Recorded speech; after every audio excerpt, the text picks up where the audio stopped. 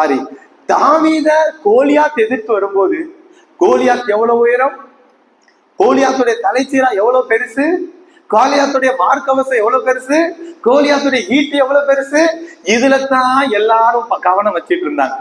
அல்லேலூயா.